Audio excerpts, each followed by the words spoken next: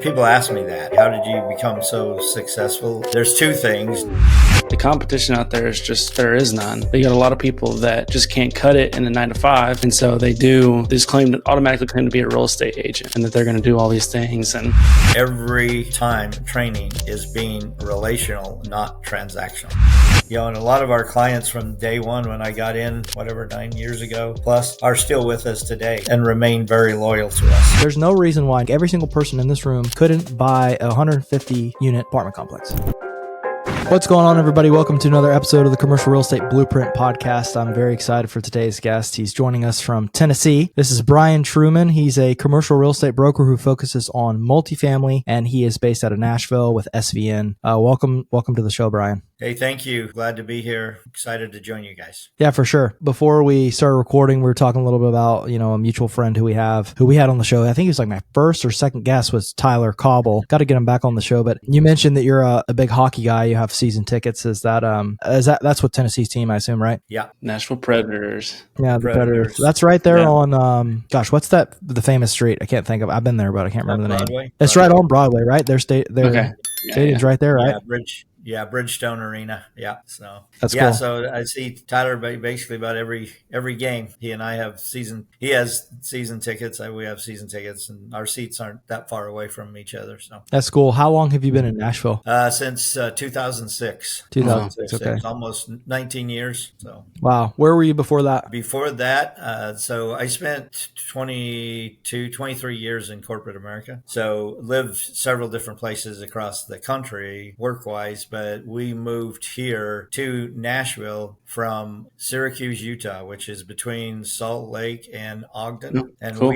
we had moved from Kansas City there because my wife is the oldest in her family. At that time, we were the only ones that had any kids. Her dad had just been transferred out there for a job, and they wanted to be around grandkids. And the job I had at the time, they didn't care where I lived as long as it was by a major airport. So we moved from Kansas City to there and spent, about 8 years. That's where I learned how to ski and all those good things. Oh, yeah. That's awesome. That's really cool. So walk us through how, you went from doing that contracting job to getting into commercial real estate. Okay. Yeah. So once I retired out of corporate America, I guess, if you want to call it that. Then I was trying to figure out what I wanted to do next. And so I actually started a business brokerage company from scratch. I took it from nothing. That was in 2011 to by 2016, I'd grown it to be the largest one in Nashville. So any given month, we had 140 business listings. Wow. And so, I kind of jokingly say we were like the eHarmony of business brokers. We were buying,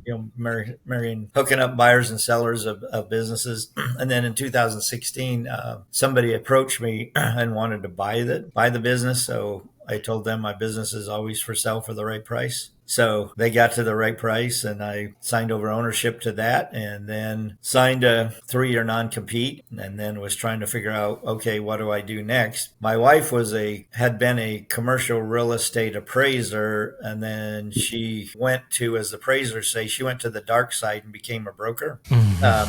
This is like in 2013. So in 2016, when I signed over ownership, then I was trying to figure out, okay, what do I do next, if anything? And she was like, hey, why don't you just come and get your license, just come and hang out with me and see what you think. And so that's what I did, and been at it ever since. So that's awesome. That's cool. I'm sure I already would have guessed that you're a very good broker, but after hearing that, I bet you're an incredible broker, because one of my buddies is a business broker as well, and he does the M&A stuff. And he was asking me about the due diligence process in commercial real estate, like if you're buying a building. And I was telling him, and compared to the due diligence process in a business broker deal, it's like, kindergarten. It's so simple. Yeah. And he was like, yeah, we have like a 400 checklist, due diligence sheet, and we're in this, we're getting all this information together and showing it. And I'm like, that sounds terrible. I would hate that. Yeah. Like, I love the people, and I love the simplicity of buildings. And I mean, obviously it's not like overly simple, but compared to business brokerage, it is. So I'm sure that's helped a lot, going from being super detail oriented in all these businesses and all these different things into advising people in buildings. It's probably like way easier, is it not? It is. And believe it or not, I really enjoyed the the business brokerage. And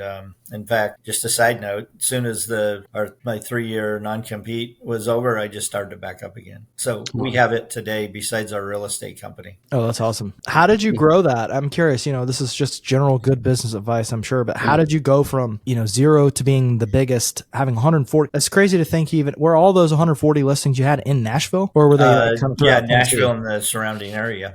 Yeah, that's crazy. Yeah, it's crazy to think that many businesses are, wanting to be sold and stuff. But to your question, people ask me that, we'll say, gee, how did you become so successful in that?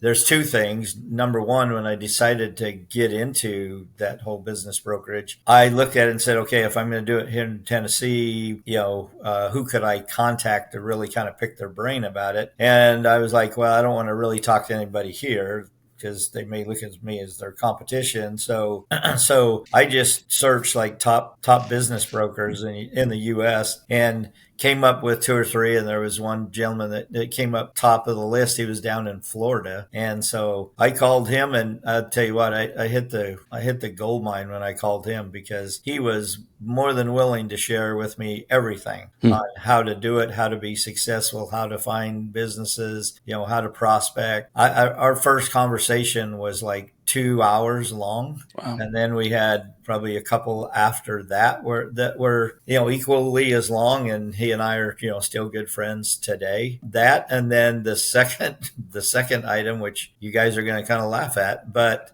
when people were like, wow, did you have some certain system? What was your secret sauce and all that? I said, my secret sauce was being honest, ethical, and having integrity. Because in real estate, you get licensed, you screw up, you can have your license pulled and everything else. In business brokerage, at least as far in Tennessee, you don't have to be licensed. So anybody can hang up a shingle and put out that they're a business broker. And, I could go in, and what I mean by being honest and ethical and integrity, I could go in and sit with a business owner that was looking at wanting to sell. And within 15 minutes, they would say to me, okay, you know what? You're somebody I can trust. The other people who have been in here seem like, snake oil salesman or used car salesman, whatever, and there's a reason.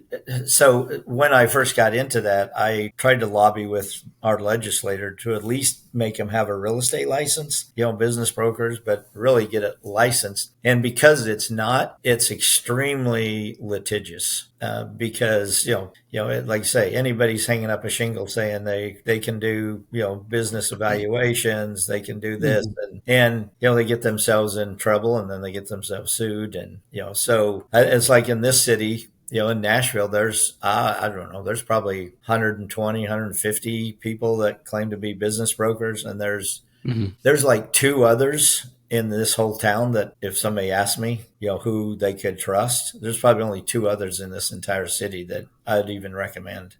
So that's probably a long story, but it was just being honest and finding a good mentor. Yeah, it's funny. 2 things were my keys. Yeah, we our listeners are probably getting tired of us saying that, but that's a consistent theme through every single person we've interviewed in their success. It's been, get a good mentor. That's number one. And then the second thing you said, I think, is pretty interesting. You said you just basically were honest and ethical and had integrity. What's the guy's name? He's a controversial guy, but I think this is a good take he has. Andy Elliott. He talks about, I've seen him talk in clips and stuff about how it's amateur hour. Yep. And I feel like that's so true. Like right now, there's not that many people willing to go out there and just do basic things like 1, work hard, 2, be honest, and be ethical and have integrity. Like if there's like, I feel like those are 2 different things. There's not a lot of people who want to work hard, but there's probably a lot of people who are honest and ethical. And then you flip that, it's like the people who are honest and ethical, maybe they don't want to work hard. And so if you combine those 2, like you're already setting yourself apart by so many people. And Jesse was talking to one of his business mentors, and he was talking to him about like the competition in real estate. You should talk on that a little bit, Jesse. Yeah. So I was just talking to him about like, cause I have a business as well. And we were talking about balancing everything. And he was like, dude, like you need to like focus more on, like he already knows I'm focusing on commercial real estate, but you need to focus even more on it, because he said the competition out there there is none. You got a lot of people that just can't cut it in a 9 to 5. And so they do, they just automatically claim to be a real estate agent, and that they're going to do all these things. And they just, they just don't cut. They don't have it. They don't have that edge. They don't work hard, like Graham mentioned. They're just out there trying to get a sale, so they're not being the honest integrity. They don't have that stuff in their back pocket. They're just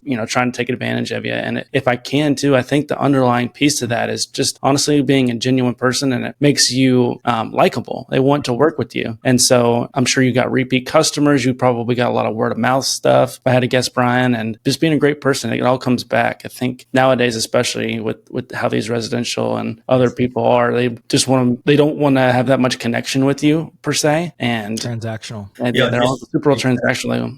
Exactly.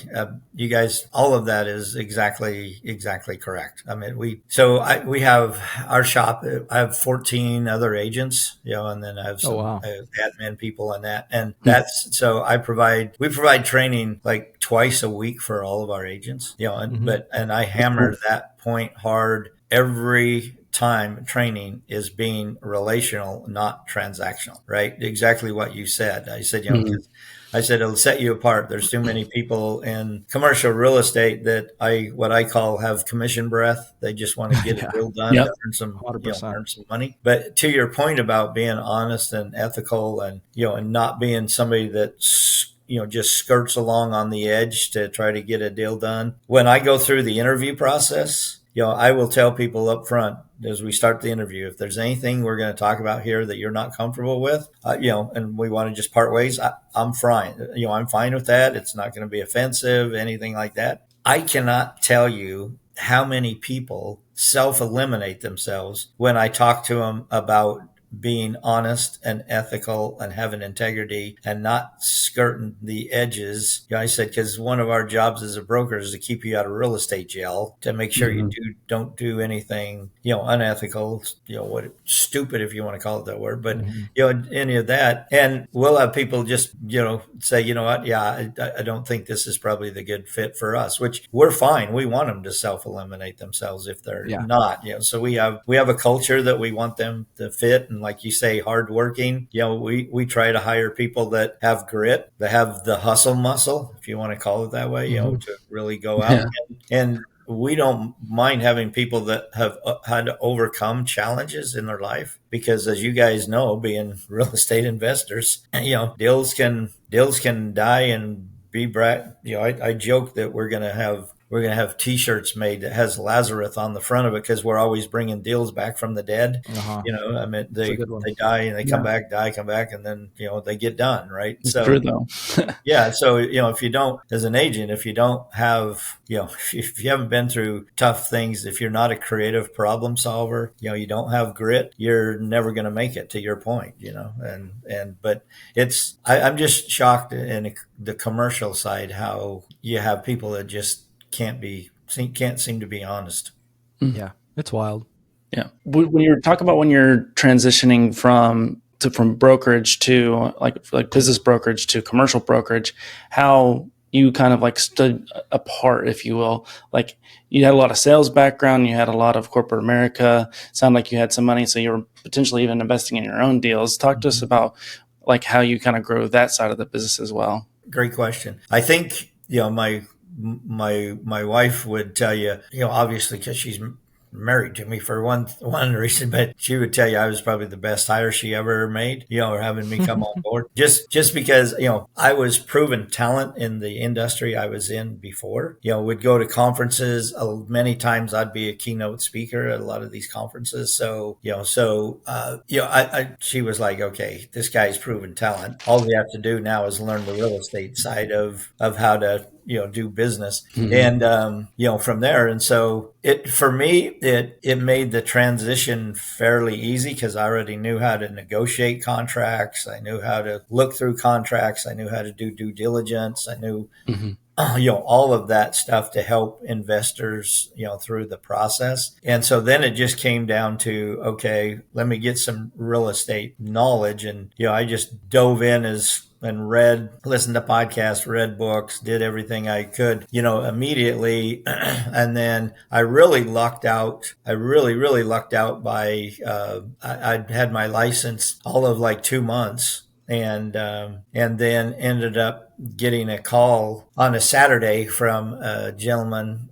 When I looked at the number, I saw area code 310. It didn't have guy didn't have a name to it or anything else, but I knew from my days in corporate America and traveling that was LA number. And my wife and I are going out to dinner 6:30, and so normally I don't answer those calls, but I went ahead and answered it, and it ended up being a gentleman who was really tight with Grant Cardone, and Oh yeah. he had got my information from a residential agent. And again, this is 6:30 at night on a Saturday, and he called and he said, "Hey, I just realized I have until midnight tonight to identify 3 properties for my 1031 exchange." Oh sheesh. That's and, insane. yeah, and so he was like, "Yeah, Grant tells me I need to invest in Nashville."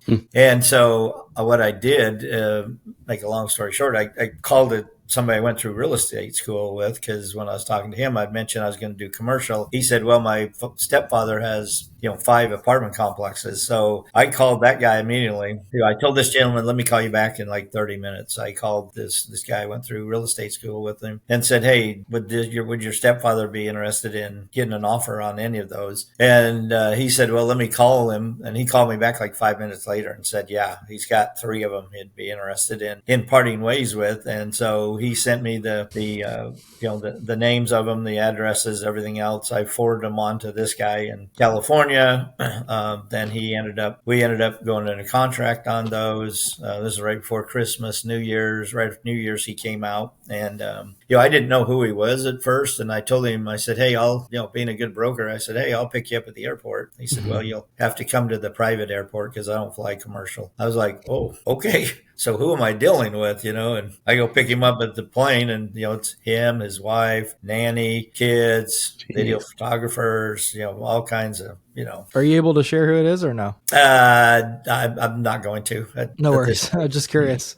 Just curious. What, like, how many units were those that you sold them? They were 3 of them that were about 50 units. Total or 50 each. Nice. So that must have been, and he had to close by the end of the year or just identify? He just had to identify him. And then he came out for his inspection after the first of the year, and then we ended up closing on him. But the part of the story that, just kind of jump started my career was he puts on a big event every year. This guy did. And so he invited us to come to his event, and he put us on the front row, and he told his rags to riches story. So he had Grant and Elena and all kinds of famous people speaking at this thing, but he told his rags to riches story. And then he said, "Yeah, I sold this stuff here, and then I bought in Tennessee. And oh, by the way, my Tennessee realtor's here." And he's like, "Hey, Brian, can you stand up?" And, absolutely. Yeah. So I stood up, and then we went supposed to be going to lunch. I got absolutely mobbed. That's the closest I'll ever know what it's like to be famous.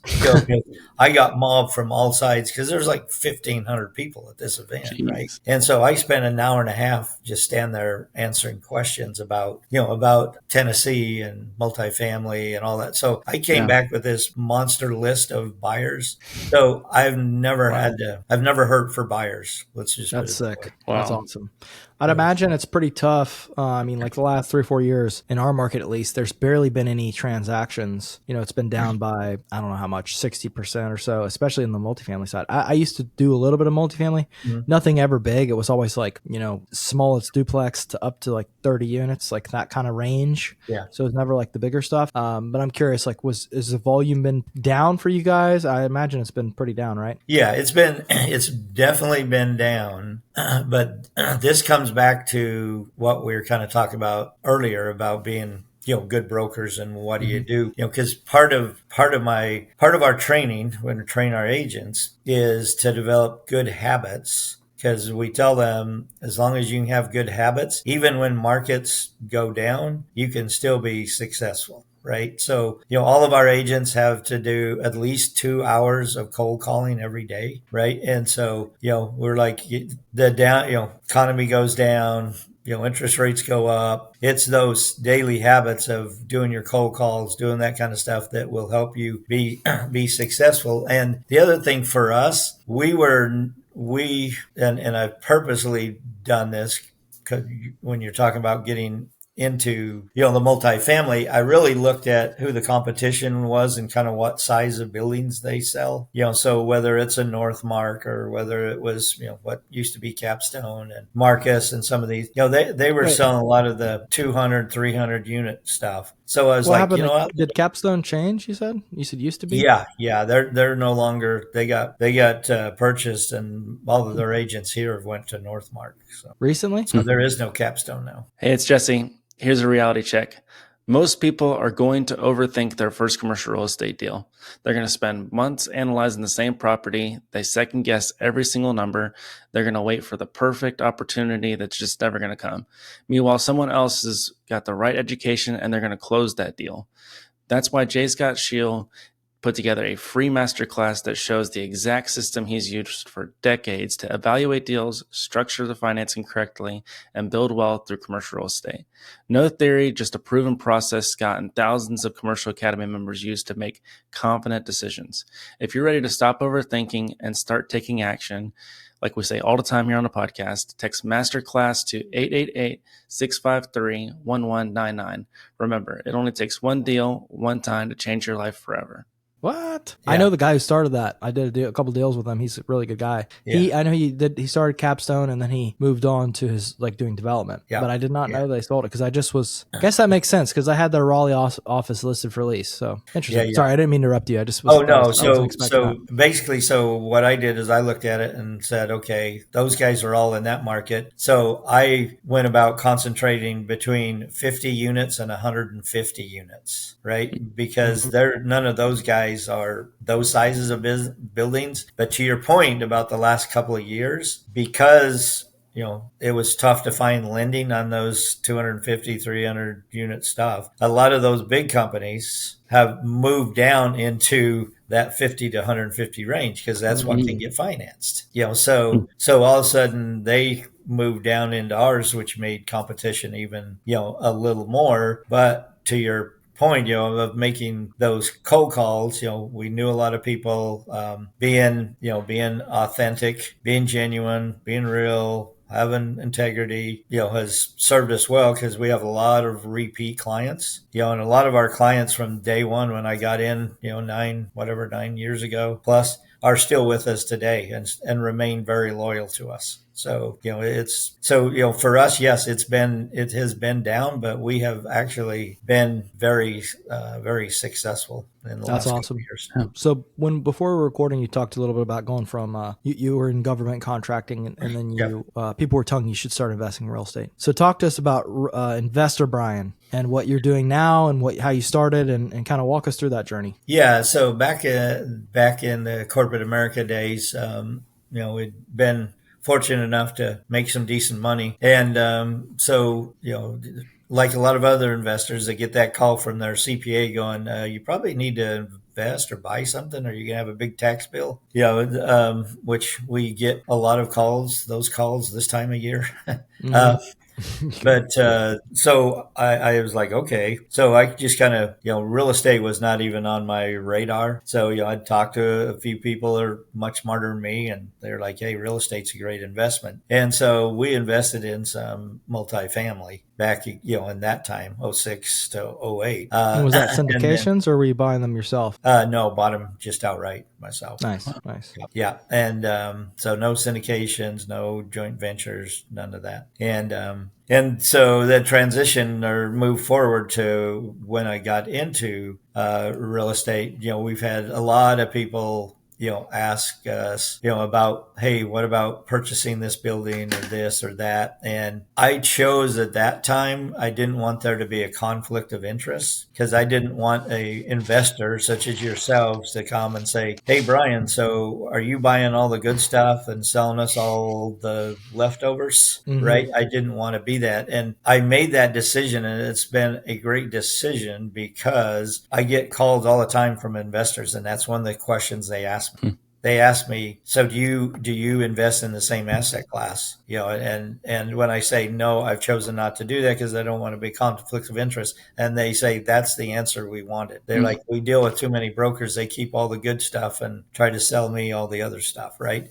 So we've looked at, then we kind of started looking at different asset classes and going to different conferences and talking to, different people. And we went to a conference a number of years back, and the gentleman, he was the real estate, kind of a real estate guy. I mean, he goes around the country speaking but he teaches too at Texas A&M. And somebody asked him a question, where are your holdings in real estate? And he said, probably 80% of all mine is in multi-tenant industrial. Mm-hmm. Right. And that's the first time that we really had thought about, even that. Right. And I love that asset class, along with multifamily. So that's where our money goes now. That's awesome. And are you buying those up in Nashville or? Mm-hmm. Yeah. Oh, cool. That's awesome. You want to sell any of them? It's very, very tough to find, one of the things, in this market, the way that it's been, when I say in this market, meaning not necessarily Nashville, but all over the country with that is repurposing, older warehouses or industrial type properties. Mm-hmm. Yeah. Where you can slice them into, 4 flex space type, say you have something that's 25,000 square feet, and you can slice and dice those into 4 or 5 units, and for multi-tenant industrial. Yeah, that's what. So you'll have to look at a combination. People will come to me and say, "Hey, I got this kind of money. What do you think?" And I tell them, there's such a shortage here. One of your great things would be is to buy some property and build it. Yeah, for sure. You could lease it and rent it out all day long, every day. Yeah, 100%. That's exactly what. So City Plat's buying them. Small bay flex, or contractor garages is what people are calling them, and that's what we'd love to get into. That we want to try to find these deals for City Plat and then partner with them on it, which is the firm we work with, which is one cool thing that's unique. But we went to a small bay boot camp. Gosh, when was that, Jesse? Like 2 months ago? September. So it was in California. We went out there. There was probably about 15, 20 people there, and they were just talking all about it. And we've been interested in it for a long time, but it's just such a good asset class, because you get, like you said, small businesses who are wanting to move up from maybe their garage or their home office into a 1,000, 2,000 square foot space. So many businesses can use that. It's affordable. And then on the investor side, it's like most of them aren't really looking at the price per foot. They're looking at the monthly number. So it's like, oh, this thing's $20 a foot, when regular industrial building would be like maybe 8 or 10 or maybe 12. But I'm just looking at, this is $1,800 a month. I can do that. So like, there's just so many things. And then also, I'm sure you do this, but we try to do like the shorter leases, like maybe 3 years. And that way you can turn them over and increase the rent if needed, which is why people, and you could speak to this way more than me, but from what I've heard, that's why people love multifamily, because yes, you have lots of turnover. It's more management. Every single year though, if the rent goes up, you can continue to increase rents, which is continuing to grow NOI. So right. No, that's everything you've said is exactly why we love it. Plus it's triple net. Right. So, you don't have to deal with, a lot of tenants and toilets and a bunch of other stuff, in multifamily. Right. From that standpoint. But the lease it's interesting because, obviously we have the escalation clauses in the leases. And the other thing I kind of like about the multi-tenant industrial is you can get people. You talk about 3. We have a lot of people that are like, hey, can I sign a 5-year? Yeah, you can have the escalation clauses, things like that. But I just want to make sure I have somewhere for the next 5 years. I mean, we've even had people approach us and say, can I sign a 10-year lease? Yes. They're not going anywhere. And that's the other thing why people like that flex space and multi-tenant industrial is, I tell people all the time, it's not your tenants are not, the vape shop and the tattoo parlor and all these guys are going to go out of business, in 6 months or 8 months or whatever. I mean, these tenants are going to be there for as long as you probably want to keep them there. Yeah, 100%. It's more inflation proof. It's more recession proof. And COVID, multifamily owners, they couldn't collect rent, but small bay flex people were still collecting rent and getting triple net leases. And there's just so many more people that can go in a small bay flex type of building than, multifamily is just people versus, you have 100 different businesses that could go in there, or even just a guy storing his own stuff, you even get that too. Yeah, exactly. So yeah, great asset class. You guys are spot on. I like Yeah, it. I'm curious. So you talked about rewinding a little bit. What was the first like deal you bought that was multifamily? What size? Did you jump out the gate and buy a 50 unit, or were you buying more like 8 unit, 10 unit, something like that? 40. 40. Okay, so that's pretty big. That's very big for your first one. Yeah, yeah. Really didn't necessarily exactly know what I was doing, but thank goodness it didn't get in trouble with it, and so it was good. And then did a 48 unit. So Yeah. Do you still yeah, own those? yes, Cool. Nice. That's awesome. yep, What yeah, yeah. What's your on that subject? I got a question. What's your opinion on selling, or are you one of those guys that just whatever you buy, you're going to keep it forever, or are you like open to selling? I know you mentioned something that always sell for the price is right, but Yeah. where do you stand on that? Yeah, we'll probably look to sell ours. I'm kind of a long term hold guy. Mm-hmm. And I know a lot of people, do the models of, refinance and, say buy something and then within a couple of years, it's cash flow and then a couple of years refinance and go on. Or a lot of people do the 5 to 7 year, time frame. I'm more of a, long term hold guy. There's advantages to probably everything from there, but that's, so I'll probably look to unload those here in the next few years, next probably 2 or 3 years, from there. But yeah, that's where we are today with ours. When you first bought them, just kind of curious, did you buy them more so as like a depreciation, or did you buy them for cash flow to help sustain their life? Both. Cool. Yeah, both. So, and that's when I soon, I probably had owned them about a year. And when I got introduced to cost seg, right? Yeah, I've been, big one. I was like, now hold it. What is this? And thank goodness, it wasn't too far, it'd only been a year, thank goodness I didn't find about it, 7 years after or something. But yeah, so, so a lot of those reasons, I mean, they cash flowed at the time. So, and then I looked at it for investment wise, tax purposes and, for all of those reasons. That's awesome. Yeah, you talking about the small bay flex stuff was just had me thinking about our portfolio. What we have so far has been single tenant industrial buildings, but several of them we could actually just split in half. And they're not like massive. One's 18,000 feet, one's 10,000 feet. So I feel like if we cut these suckers in half, it'd be a really good way to kind of increase our or I guess lower our risk and have more units, which is cool. So that's, we're on the same page. We're trying to build these buildings. We are selling one of them just because it's a really good opportunity to sell it. But overall, we really want to hold and be long-term hold guys. Yeah.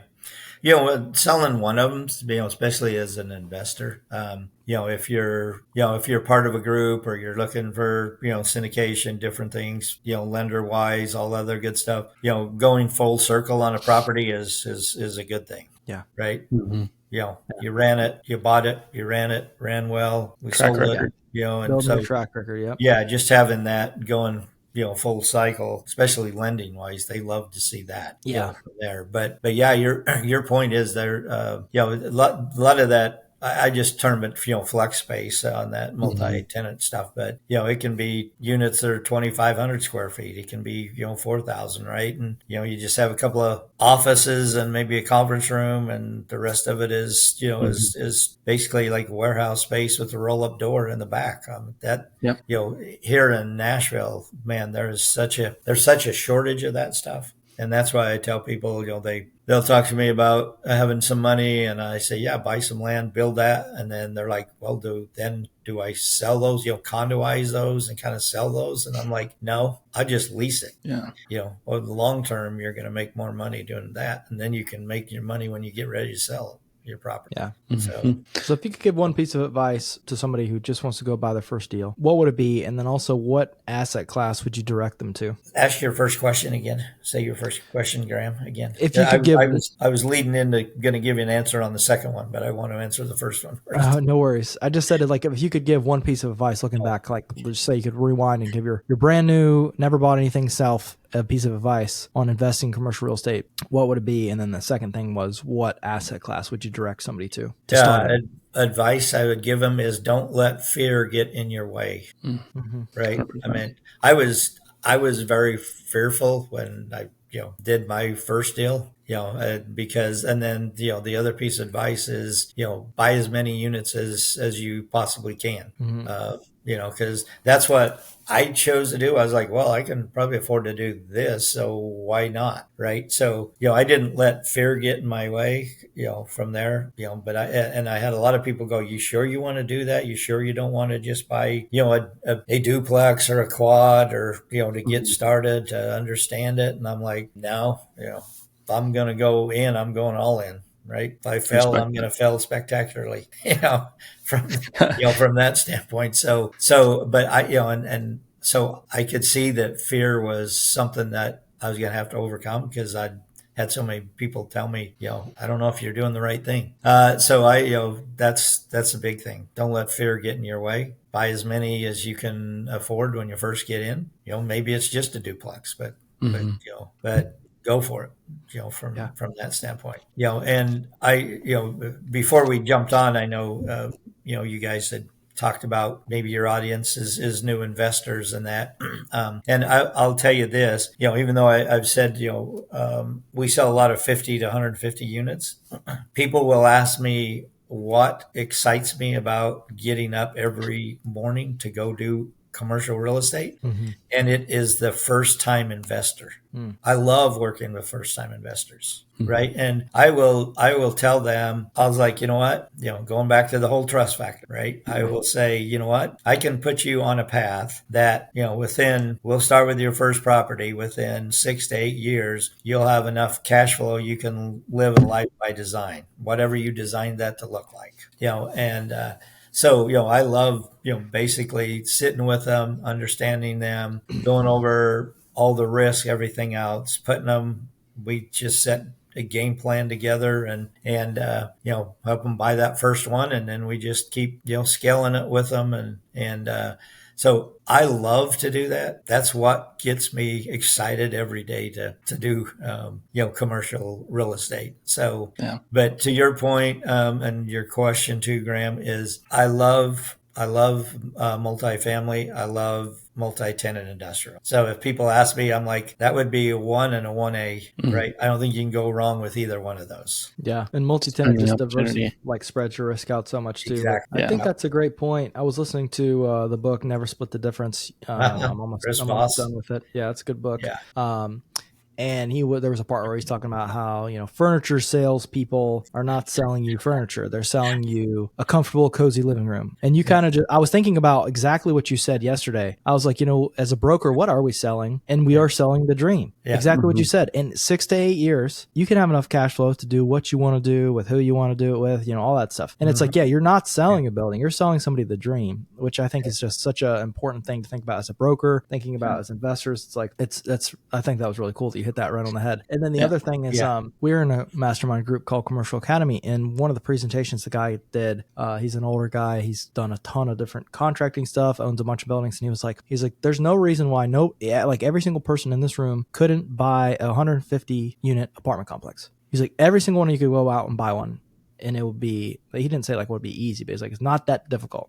And I think to like the average Joe listening and to myself, it just kind of hit me in the face. Like, I don't know, it just challenges your belief of like, no, I couldn't, no way. And he was like, everybody could. Everyone could. And kind of like what you just said, you went out and bought a 40 unit out the gate. And I bet you'd probably tell the same thing. Anybody could go buy a 40 unit. It's just fear. That's the biggest thing stopping people is fear. And even today, I mean, Jesse will tell you, we probably both, go back and forth on this, 4 days out of the week, we're like, heck yeah, let's go buy 10 more buildings. And then, 2 days, we're like, oh crap. Like, what if something goes Maybe wrong? a bad idea. We cross our fingers too hard. Yeah. Yeah. It's that fear gets in the way all the time. I'll have the new investors come in and they're like, man, I'm just fearful of this or fearful of that. And I said, yeah, it's the stories you tell yourself. Yeah.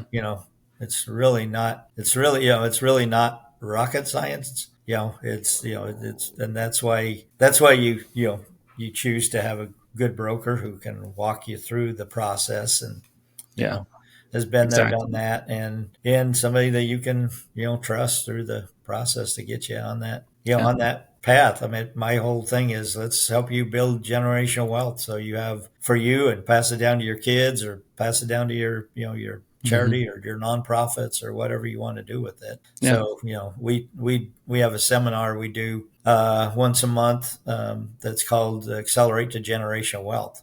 And we just teach people, how to create, generational wealth through commercial real estate.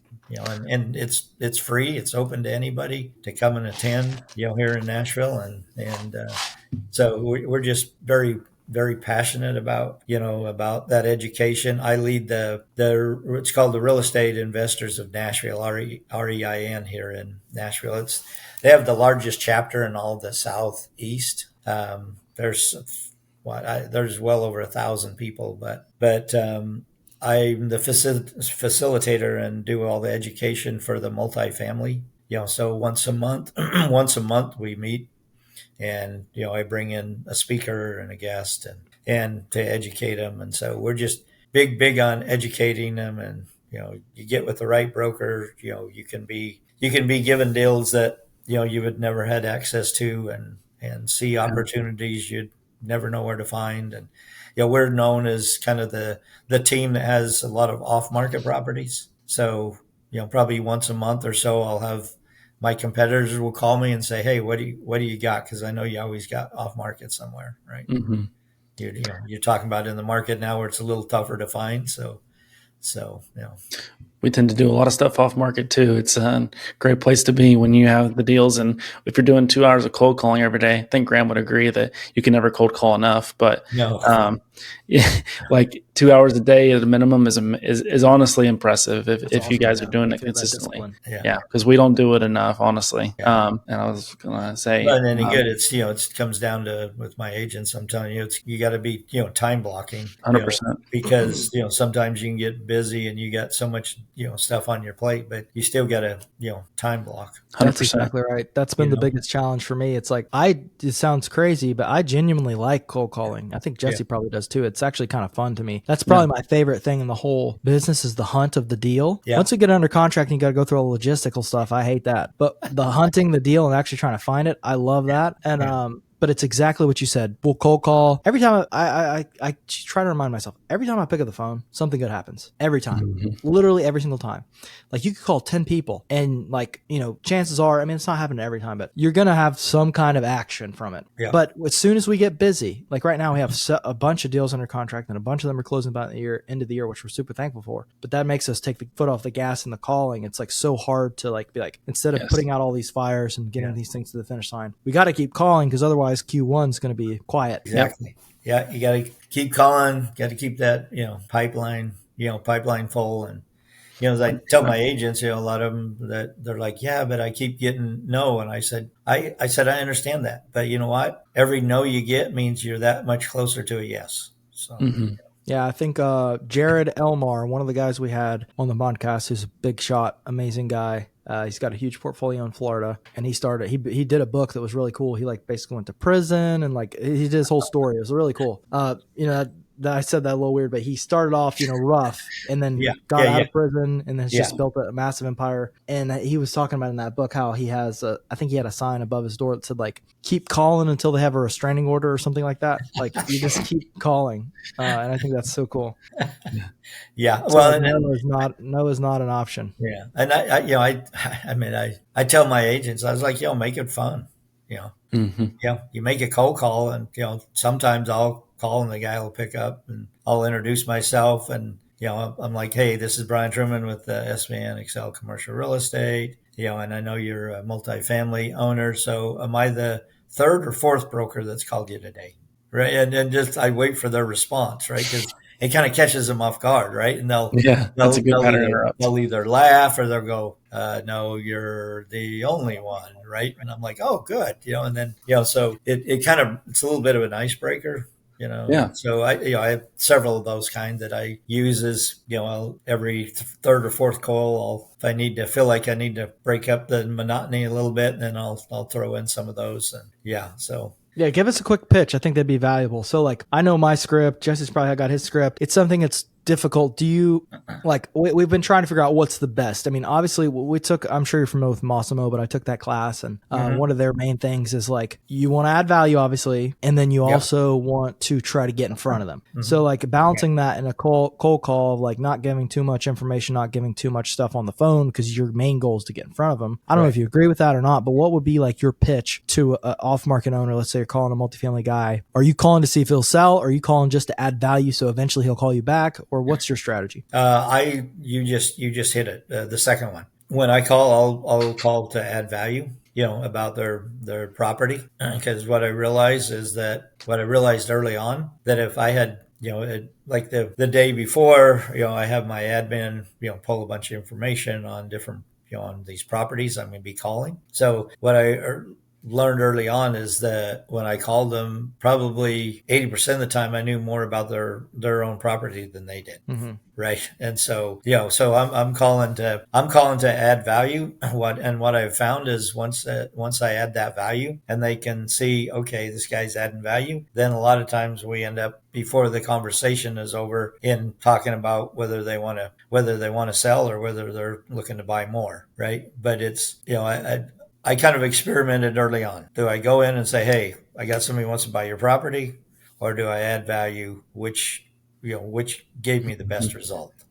Mm-hmm. And for me, it was bringing value. Yeah. Bringing value to them. Saying, hey, can I send you the latest rent comps? Because looking at your property, I think your rents are are under what the market is. Mm-hmm. So whatever pitch you want to give them, right? But it's all about adding value For for sure. me, and that's what I've found that has had the most success. And we can talk about add the value with them, or bringing value to them. We'll talk about it, and then then that will many times lead to say, hey, so in the future, are you looking to buy or sell? Yeah.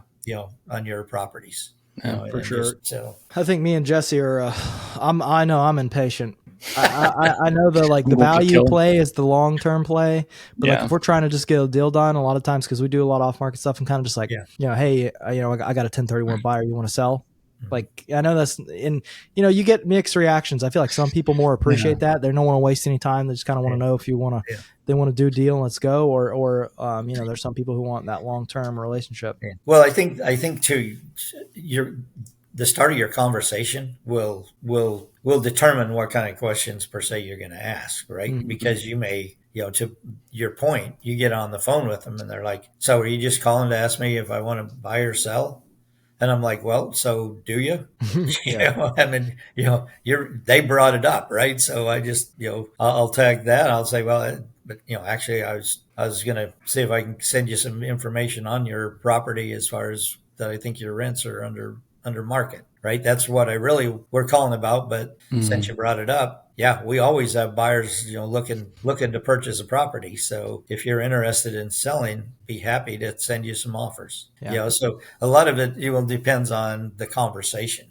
I let the flow. Let's put it this way: I call with the intent of adding value and bringing value, but to your point, Graham, sometimes the conversation will be led to, depends on what their response is when you first call, right? Yeah. Sometimes we'll go right to, okay, I got a buyer, and they're like, yeah, I want to sell. Okay, what do you got for me? So it just depends on where the conversation leads. But my intent is when I call is to bring value. Yeah. That's awesome. We're coming up on an hour here, so we usually wrap around an hour. This has been insanely valuable, in my opinion. Yeah. If people want to reach out to you, whether it's just about your, did you say it was a webinar or in-person event? Yeah, they're in-person events. In-person, okay. Yeah, Cool. yeah, So yeah. But we do have, we've held ours ones. We're not going to do December's. We usually did in middle of the month in December, but everybody has so many Christmas parties, so we're starting in January again. But to your point, they can go onto our website because it'll talk about our schedule. They're in person, but we do provide those so people can zoom in because we'll have people all over the country that'll Zoom in and attend those. Awesome. Cool. So if people want to reach out to you, go to your website, which will you tell us what it is real quick? Yeah. So ACCELCRE.com. Okay. Awesome. And they can find me. I'm pretty active on LinkedIn, so you can find me on LinkedIn. I try to post every day something. Again, hopefully something of value. So they can find me on LinkedIn. My phone number is 615-260-2121. They can call me any time of day and night. I'll answer, believe it or not. So Awesome. Well, you guys heard it. Go to his website, give him a text or call. We thank you so much for coming on the show, Brian. I think it's been awesome, and we'll see you in the next one. All right. Thank you, guys. Appreciate it. Awesome. Thank you.